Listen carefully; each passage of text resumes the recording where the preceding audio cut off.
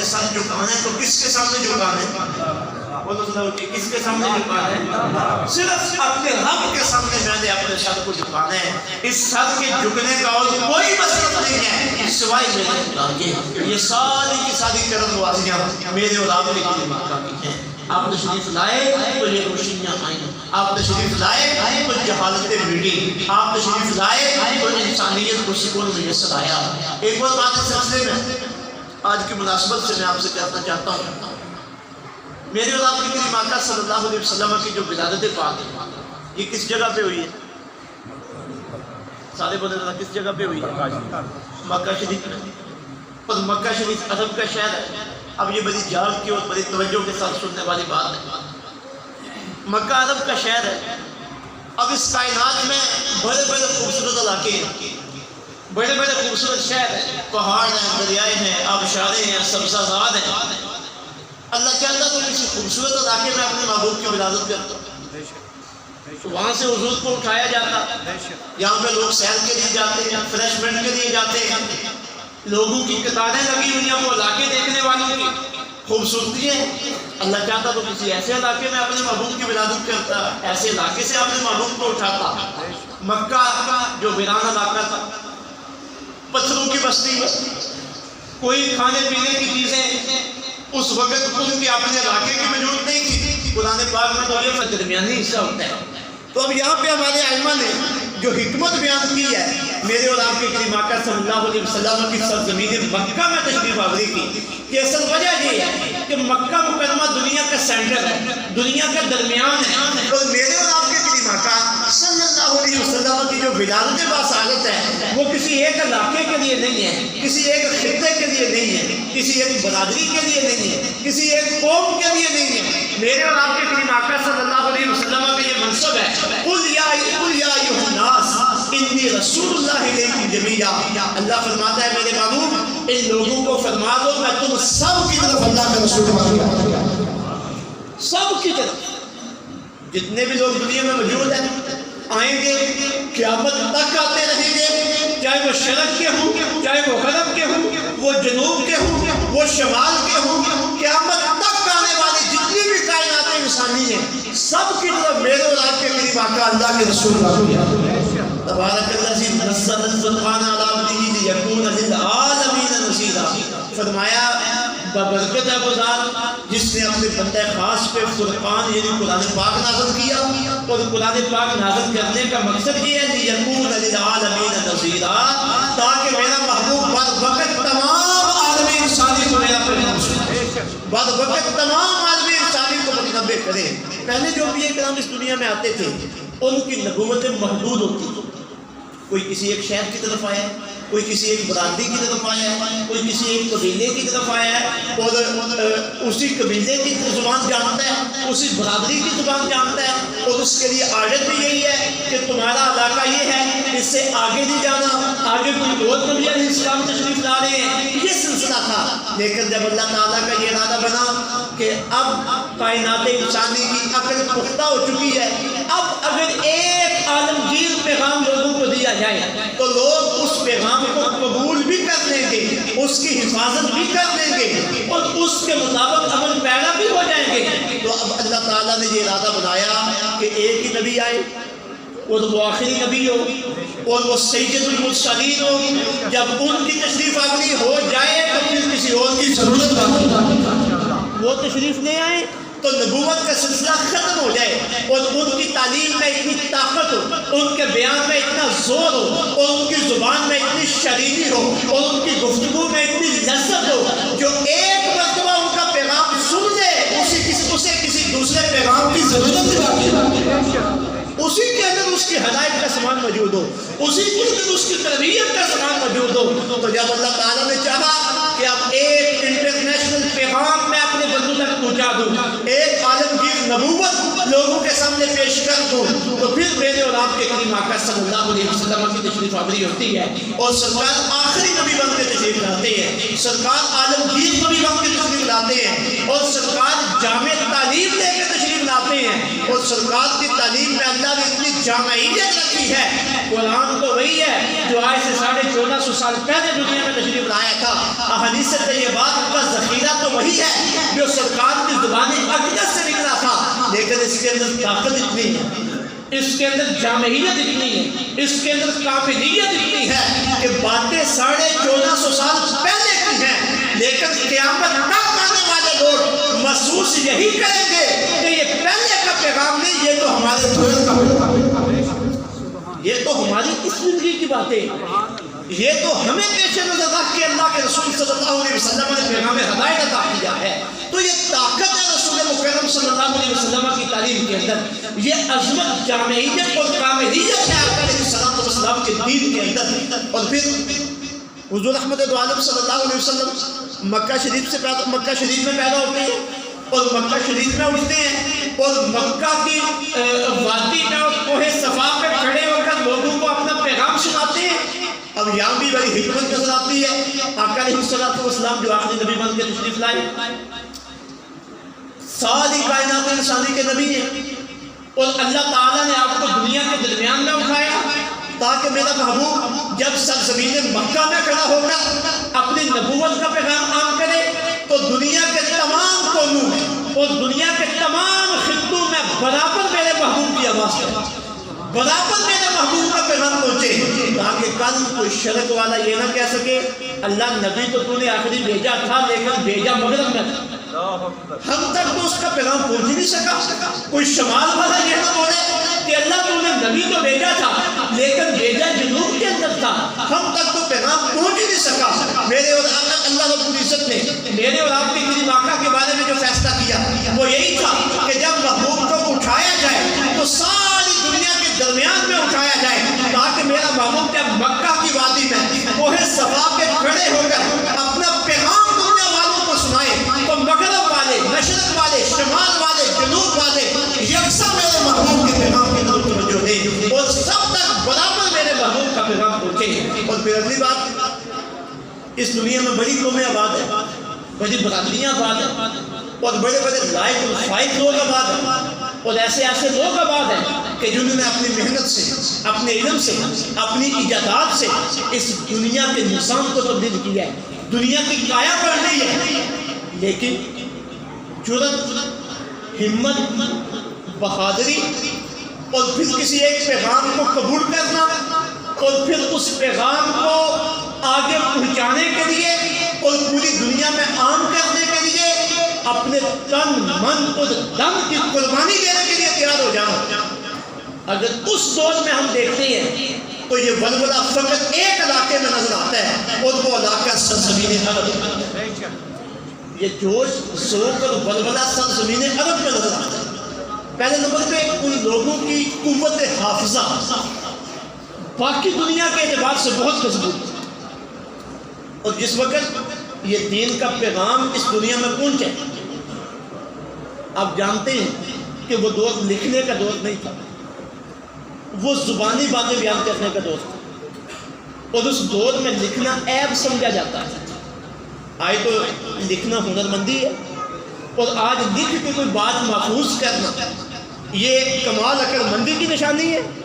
لیکن جس دور میں اسلام ہے، ہر دور کی اپنی اپنی تقاضے ہوتے ہیں، لوگوں کی ترجیحات، لوگوں کے رہن سہن کے طریقے، تعلیم و تعلم کے طریقے یہ بدلتے رہتے ہیں۔ جس وقت قرآن پاک نازل ہو رہا تھا، سرزمین مکہ اور سرزمین مدینہ میں میرے اور آپ کے کریم آقا اپنی زبان اقدس سے جملے نکال کے لوگوں کے قلوب و ذہان کی تربیت اور اصلاح فرما رہے تھے۔ وہ دور لکھنے کا دور نہیں تھا، وہ زبانی سن کے یاد کرنے کا دور تھا۔ اللہ رب العزت نے جب اپنے محبوب کو اٹھایا ہے اور اس دنیا میں تشریف سرکار کی تشریف آوری ہوئی ہے، اللہ تعالیٰ نے اس علاقے کا انتخاب کیا ہے کہ جس علاقے کے لوگوں کی قوت حافظہ سب سے بلند تر قوت حافظہ کے لوگ،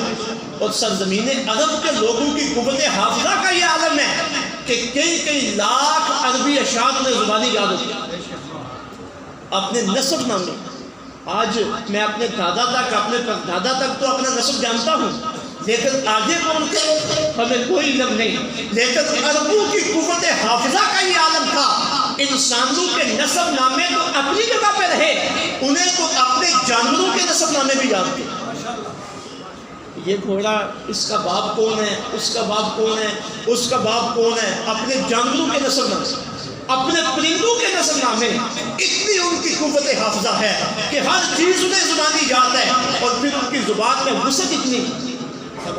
ہماری زبان کی محدودیت کا یہ عالم ہے کہ اتنی تنگ ہے یہ زبان کہ ایک چیز ہے، مثلا میرے سامنے ٹیبل پڑا ہوا ہے تو ٹیبل کے کتنے نام ہوں گے؟ 1 2 3 4 نام ہوں گے ٹیبل کے. اسے یہ بھی بولا جاتا ہے، اسے یہ بھی کہا جاتا ہے، اسے یہ بھی کہا جاتا ہے. لیکن عربوں کے ہاں زبان دانی اور زبان کی وسعت کا یہ عالم تھا کہ ان کے ہاں ایک چیز کے 1,000 نام تھے. ایک چیز کے 1,000 نام، جو نام چاہے پکار دے، جو نام چاہے بول دے. زبان ان کی اتنی وسیع ہے، حافظے کا ان کا یہ عالم ہے. اور پھر ان کی شجاعت اور ان کی بہادری اس کے کیا کہتا ہے. جن نے سیرت النبی صلی اللہ علیہ وسلم سے مطالعہ کیا ہے اور جنہیں سیرت النبی صلی اللہ علیہ وسلم سے تھوڑی سی دلچسپی ہے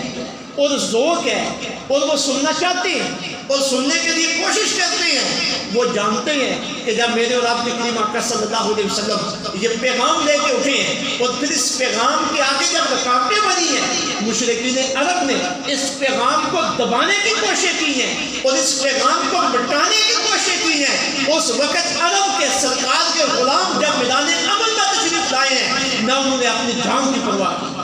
نہ انہوں نے اپنے مال کی پرواہ کی ہے، نہ انہوں نے اپنی اولاد کی پرواہ کی ہے، نہ انہوں نے اپنے عہدے اور منصب کی پرواہ کی ہے. جناب ابو بکر کو کون نہیں جانتا؟ مکے کا نامور تاجر ہے، ہندوستان سے لے کر یورپ تک جس کی تجارت کا ڈنکا بجتا ہے. یہ اس وقت کی بات ہے جب کوئی مکے میں حضور کا نام لینے کے لیے تیار نہیں ہے، اسلام کا پیغام سننے کے لیے تیار نہیں ہے. پتہ ہے کہ جو بھی مکہ خانہ کعبہ کے سیر میں کھڑے ہو کر دین کا نام لے گا، مشرکین عرب اس کے اوپر حملہ کر دیں گے. لیکن جناب ابو بکر ہیں، نہ اپنے عہدے کی پرواہ، نہ اپنے منصب کی پرواہ ہے، نہ یہ دیکھے کہ میں تو بہت بڑا تاجر ہوں اور میں یہ نام لوں، میں اسلام کا پیغام عام کرنے کے لیے کھڑا ہو جاؤں اور پھر لوگ میرے اوپر آوازیں کسیں اور پھر لوگ میرے اوپر دہن و تشنیع کے تیر برسائیں اور پھر لوگ میرے مقابلے کے لیے آئیں اور مجھے زد و کوب کریں. جناب ابو بکر نے کوئی پرواہ نہیں کی. سید حرم میں کھڑے ہو کے جناب ابو بکر نے سب سے پہلا اسلام کا خطبہ کیا، سب سے پہلا اسلام کا خطبہ. اور پھر کیا، جس طرح آپ میری بات سن رہے ہیں، کیا اسی طرح اس بات کا استقبال کیا گیا؟ کیا اسی طرح انہیں داد و تحسین دی گئی، سبحان اللہ کہا گیا؟ نہیں، ایسا نہیں ہوا. ابو بکر نے جب اسلام کا نام لیا اور حضور کا کلمہ لوگوں کو سنایا اور کہا کہ حضور آخری نبی بن کے تشریف لے آئے ہیں، یہ حضور کا پیغام ہے. اب آگے سبحان اللہ کہنے والا کوئی نہیں تھا. کسی کے ہاتھ میں جوتا ہے، کسی کے ہاتھ میں پتھر ہے، کسی کے ہاتھ میں چھڑی ہے، سب نے مل کر عرب کے کامیاب ترین تاجر پہ حملہ کر دیا. یہ کس پہ حملہ ہو رہا ہے؟ مبلغ تو تھے وہ، لیکن اس سے پہلے ایک نامور تاجر تھے، ان کی کوئی حیثیت تھی. دیکھیے، یہ عرب کے لوگوں کی دین کے ساتھ محبت اور سرکار کے ساتھ کھڑا ہو جانا. جو بھی سرکار کے ساتھ ایک مرتبہ کھڑا ہوا پھر اس نے پیچھے مڑ کے دیکھا. سرکار نے فرمایا کہ اب یہاں مکے سے ہجرت کرنی ہے، مدینے کی طرف جانا ہے. اب مکے سے ہجرت کرنے کا بالکل صاف مطلب یہ تھا کہ مکے کے اندر جتنی پراپرٹی میرے پاس ہے وہ ادھر ہی رہ جائے.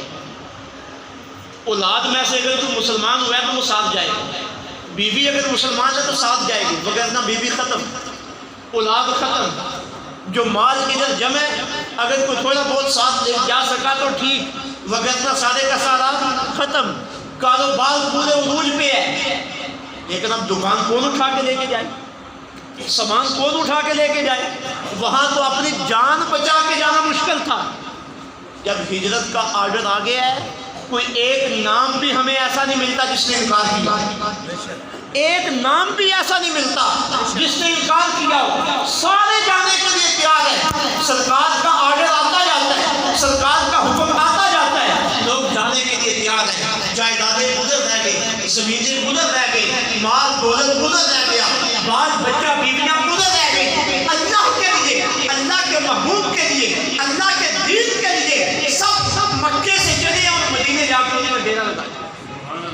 اب پھر مدینے میں ان کا جو نظام زندگی چل رہا ہے وہ صفر سے چل رہا ہے. بے سہارا آدمی، پلے کچھ بھی نہیں ہے، کوئی راس المال نہیں ہے، کوئی مال نہیں ہے، اب ظاہر گزارا تو کرنا، بھیک تو مانگنی نہیں ہے، مدینے میں آ کے اپنا گھر بھی ابھی بنانا، رہنے کے لیے کوئی زمین بھی لینی ہے، کھانے کا کوئی نظام بھی ہونا چاہیے، بیوی پیچھے رہ گئی ہے، شادی بھی کرنی ہے، بچے پیچھے رہ گئے ہیں، لیکن کسی ایک نے بھی اللہ کے رسول کی بارگاہ میں شکوہ نہیں کی، کسی ایک نے بھی شکوہ نہیں کی، کوئی ایک بھی اس وقت دین سے پلٹا نہیں کہ یہ دین تو بڑا مشکل ہے، ہر چیز دین نے ہماری چھین لی ہے، اور اتنی مشقت، اور پھر جب جنگوں کا سلسلہ شروع ہوا، یہ تو تھا ابھی ہجرت، جب جنگوں کا سلسلہ شروع ہوا ہے، جب میرے اولاد کریم آقا صلی اللہ علیہ وسلم غزوہ بدر کے لیے تشریف لے جانے لگے، مدینہ طیبہ سے باہر آئے، اور یہ تاریخی بات بھی آپ کے پیش نظر رہنی چاہیے کہ جب مکہ سے آقا علیہ السلام نے مدینے کی طرف ہجرت کی ہے، ایسے نہیں ہوا کہ اپنے ارادے سے سرکار چلے ہیں اور کسی ایسے علاقے کی تلاش میں کہ جہاں کوئی سکھ کا سانس ملے، نہیں، ایک تو یہ اللہ کی مرضی تھی، اللہ کا منشا تھا، اور پھر دوسرا مدینے والوں نے خود سرکار کو دعوت پیش کی، مدینے کے چند لوگ مکہ مکرمہ میں حج کے لیے آئے، اور اس وقت دین ابراہیمی کے مطابق حج ہوتا تھا، سرکار پیغام عام کرتے کرتے تبلیغ کرتے کرتے ان کے پاس پہنچے، اور انہوں نے جب پیغام سنا تو ان کے دل نے گواہی دی کہ یہ واقعی اللہ کی طرف سے پیغام، یہ واقعی اللہ کے رسول ہے، انہوں نے فوری سرکار کے پیغام کو قبول کیا، 2-2.5 سال کا عرصہ گزرا، ان کی تعداد مدینہ طیبہ میں 100 سے زیادہ ہو چکی تھی، پھر وہ ایک موقع پہ آئے، عرض کرنے لگے اللہ کے رسول مکہ مکرمہ کی سرزمین آپ کے لیے بڑی سخت ہے، اگر کرم نوازی فرمائے تو مدینہ طیبہ وہاں اسلام کی دعوت کی، اور وہاں اسلام کو آگے چلانے کے انتظامات کرتے ہیں، اور پھر اس وقت ان لوگوں کے ساتھ سرکار کا معاہدہ ہوا، سیرت کی جتنی بھی کتابیں ہیں ان سب میں وہ معاہدہ موجود ہے، بیعت عقبہ اولیٰ، بیعت عقبہ ثانیہ،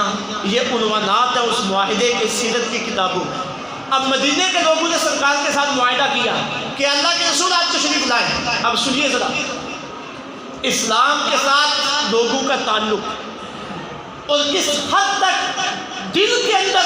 اسلام اور پیغمبر اسلام کی محبت ہونی چاہیے، اور اسلام کے متعلق بندہ مومن کی کتنی بھاری ذمہ داری ہے، وہ معاہدہ کر رہے ہیں اللہ کے رسول آپ تشریف لائیے، جس طرح ہم اپنی بیویوں کی حفاظت کرتے ہیں، جس طرح ہم اپنے بچوں کی حفاظت کرتے ہیں، جس طرح اپنی جانوں کی حفاظت کرتے ہیں، اس سے بھی کئی درجے بڑھ کر سرکار ہم آپ کی ذات کی حفاظت کرتے ہیں۔ جب آپ کی بات آئے گی، آپ کی ذات کی بات آئے گی، ہماری ہر چیز پیچھے، پہلے آپ ہوں گے پھر ہم ہوں گے، یہ باقاعدہ معاہدہ ہو، اور جس وقت یہ معاہدہ ہو رہا تھا اس وقت سرکار کے چچا حضرت عباس کے پاس بیٹھے تھے، تو حضرت عباس کہنے لگے، ابھی انہوں نے اسلام قبول نہیں کیا تھا، کہنے لگے محمد صلی اللہ علیہ وسلم، ظاہر وہ تو سرکار کو بھتیجے کی نظر سے اس وقت دیکھ رہے تھے، اسلام قبول نہیں کیا تھا، کہنے لگے کہ یہ لوگ دعوے تو بڑے کرتے ہیں، اور مجھے یہ نوجوان لوگ ہیں، مجھے تو ان پہ یقین نہیں آتا، اگر تو کوئی ان کے اباؤ اجداد کوئی بڑے لوگ ہوتے تو پھر تو بات تسلیم کرنے کے قابل تھی، لیکن یہ نوجوان اتنا بڑا دعویٰ کر رہے ہیں کہ ہر چیز سے بڑھ کر آپ کی حفاظت کریں گے،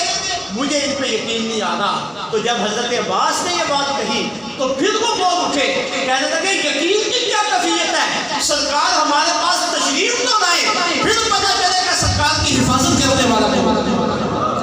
ہم نے جو وعدہ کیا یہ ہم پورا کر کے دکھائیں گے۔ پھر ایک وقت آیا کہ جب سرکار غزوہ بدر کے لیے تشریف لے جانے لگے، اب غزوہ بدر کا سبب کوئی مدینے کے لوگ نہیں تھے، غزوہ بدر کا سبب تو مکے کے مہاجر تھے، اور مکے کے لوگوں نے انہی کا پیچھا کرنے کے لیے اس غزوے کو بپا کیا تھا۔ تو سرکار جب غزوے کی تیاری کرنے لگے نا تو آپ نے مجلس مشاورت بلائی کہ کیا کیا جائے، مدینے میں رہ کے مقابلہ کیا جائے یا مدینے کے باہر چل کے جایا جائے۔ تو جتنے بھی مہاجر صحابہ موجود تھے انہوں نے کھڑے ہو کے تقریریں کی کہ یا رسول اللہ وہ ہمارے دشمن ہیں، آپ کے دشمن ہیں، اسلام کے دشمن ہیں، ہم باہر جا کے میدان میں ان کا مقابلہ کرتے ہیں، وہ اسلام کو مٹانے کے لیے آئے ہیں اور ہم نے اسلام کا دفاع کرنا ہے۔ اب مہاجر صحابہ نے جب تقریریں کی سرکار کا دل مطمئن نہیں ہوا، آپ بار بار فرما دیں اور کوئی بندہ کھڑا ہو، اور کوئی بندہ مشورہ دے، اور کوئی بندہ مشورہ دے۔ اب جو مدنی صحابہ تھے انہیں اندازہ ہو گیا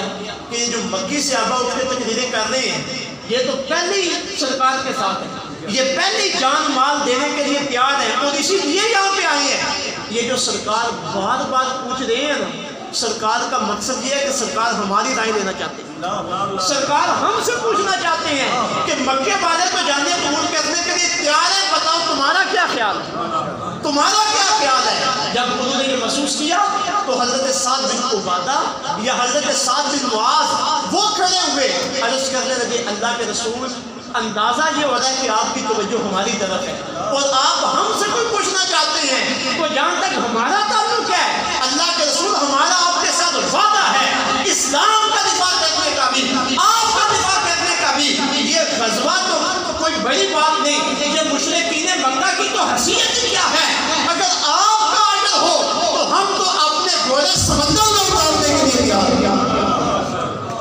ہم تو سمندر میں اپنے گھوڑے اتارنے کے لیے تیار ہیں۔ یہ مشرکین کی کیا حیثیت ہے، ان مکہ والے لوگوں کی کیا حیثیت ہے؟ تو پھر انہوں نے جو سرکار کے ساتھ وعدہ کیا تھا اسے پایا تکمیل تک پہنچا کے دم دیا۔ آج اگر ہم ایک لمحے کے لیے سوچیں کہاں سرزمین مکہ، کہاں وہ خوشک علاقے، اور پھر اس وقت کی بات کہ جب پیغام پہنچانے کے ذرائع بھی موجود نہیں تھے، آج ہم رام کے کی سرزمین میں بیٹھ کے بڑے امن کے ساتھ اسلام کا نام لے رہے ہیں اور اسلام کے ساتھ محبت کے جذبات ہیں، مسجد آباد ہے، مدرسہ آباد ہے، اسلام کے نعرے بلند کیے جا رہے ہیں اور پھر صبح شام قرآن مجید کی تلاوتیں ہو رہی ہیں۔ آپ کیا سمجھتے ہیں یہ کوئی ایسا نظام ہے کہ رات کو لوگ سوئے اور صبح یہ ساری بہاریں تھیں؟ تو میں جو کریں نا ذرا ایک دفعہ کہ یہ ایسے سب کچھ ہو گیا ہے، رات کو ہم سوئے اور صبح اٹھے تو یہ سب کچھ موجود تھا؟ نہیں بھائی ایسا نہیں،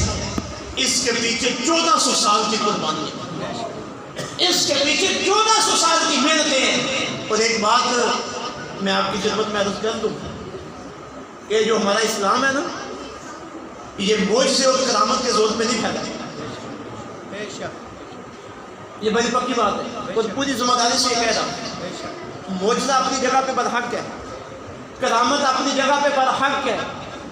لیکن معجزے اور کرامت کا ظہور اس وقت ہوتا ہے جب انسان اپنے پاس موجود پوری طاقت اسلام کے لیے لگاتا ہے۔ پہلے اپنے پاس موجود پوری طاقت لگائی جاتی ہے، پھر اللہ کی مدد حاصل ہوتی ہے، پھر نبی سے معجزے کا ظہور ہوتا ہے، پھر اللہ کے ولی سے کرامت کا ظہور ہوتا ہے۔ ہماری مسلمانوں کی اس وقت کیفیت یہ ہے، خواہش ہے کہ نظام مصطفیٰ کا نفاذ ہو، جی سب کی خواہش ہے نا نظام مصطفیٰ کا نفاذ ہو، فلسطین آزاد ہو جائے، کشمیر آزاد ہو جائے، میرے بچے نیک ہو جائے، میں نیک ہو جاؤں، میرا معاشرہ نیک ہو جائے، لیکن اس کے لیے عملی کارروائی نہیں ہے، کسی معجزے کے انتظار میں، یہی بات ہے نا، عملی کارروائی نہیں ہے۔ بھائی ہم نے کتنی مالی خدمت کی ہے اسلام کتنی اسلام کے لیے قربانیاں دی ہیں، اپنی ذات پہ کتنا اسلام نافذ کیا ہے، یہ کچھ بھی نہیں، بس کرامت کا انتظار ہے، معجزے کا انتظار ہے، کوئی ایسا معاملہ پیش آئے کہ راتوں رات پوری دنیا پہ اسلام نافذ ہو، راتوں رات پوری دنیا پہ جناب پوری دنیا نیک ہو جائے۔ بھائی ایسا ہونے والا نہیں ہے، اگر یہ ایسا ہونا ممکن ہوتا تو اللہ کے نبی کیا نہیں کر سکتے، اللہ کے نبی کیا نہیں کر سکتے تھے؟ اگر سرکار ایک مرتبہ اپنی زبان سے کہہ دیتے کہ اللہ ہم نے محنت نہیں کرنی، کوشش نہیں کرنی، تو ہی کرم نوازی فرما ساری دنیا پہ اسلام نافذ ہو جائے، تو ممکن ہے کہ اللہ دعا قبول نہ کرتا؟ جی دعا قبول ہو جانی تھی نا، سرکار نے دعا نہیں کی، ہاں خود میدان عمل میں آئے، مشقتیں برداشت کی، اپنے صحابہ کی قربانیاں پیش کی، اپنے جسم کو زخمی کروائے، اپنے وطن کی قربانی پیش کی ہے، ساری مشقتیں برداشت کی ہیں، لیکن معجزے کا انتظار کیا، معجزے کا انتظار، کتنے اللہ کے ولی دنیا میں آئے، نیک لوگ آئے، کسی نے کسی کرامت کا انتظار نہیں کیا، اللہ نے کوئی معجزہ عطا فرما دیا تو اس کی کرم نوازی، کرامت عطا فرما دی ہے تو اس کی کرم نوازی ہے، لیکن یہ اسلام اول سے لے کر آخر تک سارے کا سارا مسلمانوں کی قوت بازو سے چلے. اگر مسلمان کے اندر قوت ہے تو اسلام کا پیغام عام ہوگا، اگر مسلمان کے اندر قوت نہیں تو پھر کچھ بھی ہونے والا. میری بات کی سمجھ آ گئی نہیں آ گئی؟ اس لیے خدا را خوابوں سے باہر نکلے، یہ خیالوں کی دنیا سے باہر نکلے. اگر اسلام کے مقابلے میں اس وقت کوئی دوسری طاقتیں آگے آ رہی ہیں تو وہ اپنی قوت کی بنیاد پہ آگے آ رہی ہیں، وہ اپنی محنت کی بنیاد پہ آگے آ رہی ہیں، اور ان کے مقابلے میں مسلمان کی محنت بہت کم ہے. میلاد النبی صلی اللہ علیہ وسلم کا مہینہ،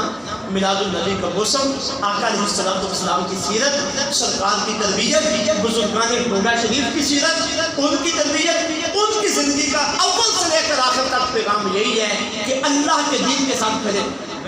اور اللہ کے دین کے ساتھ کھڑے ہونے کی پہلی بنیاد یہ ہے کہ بندہ خود دین پہ عمل درآمد کرے، خود بندہ دین کے اوپر عمل پیدا ہو. اگر بندہ خود دین کے اوپر عمل پیدا نہیں ہے اور خواب اس کے یہ ہے کہ میرے بچے نیک ہو جائے، میرا معاشرہ نیک ہو جائے، اسلام کا نفاذ ہو جائے، تو یہ کوئی بھی معاملہ قائم ہونے والا، کوئی بھی خواہش پوری ہونے والی نہیں ہے. تو آئیے اللہ کے دین کے ساتھ جڑ جائیں. آقا علیہ السلام کی سیرت، سرکار کی سنت، اسے اپنے پیش نظر رکھیں، اس کے مطابق عمل پیدا رہیں، نیک لوگوں کی صحبت اور ان کی سنگت میں موجود رہیں، اور ان کی طرف سے ملنے والی ہدایات اور تعلیمات کو اپنے پیش نظر رکھیں. آقا علیہ السلام کی سیرت اور سرکار کے کردار کا پیغام جو میں نے آپ کی خدمت میں اور بالخصوص نوجوانوں کی خدمت میں رکھنے کی کوشش کی ہے کہ خدا عملی طور پر اس میدان میں آئیں اور عملی طور پر اپنے ذات کے اوپر دین کو نافذ کریں. اللہ تعالیٰ ہمیں اس پہ مطمئن ہونے کی توفیق عطا فرمائے. اور جتنے احباب نے آج کوششیں کی، محنتیں کی، اللہ تعالیٰ سب کی کوششوں کو اپنی بارگاہ میں شرف عطا فرمائے.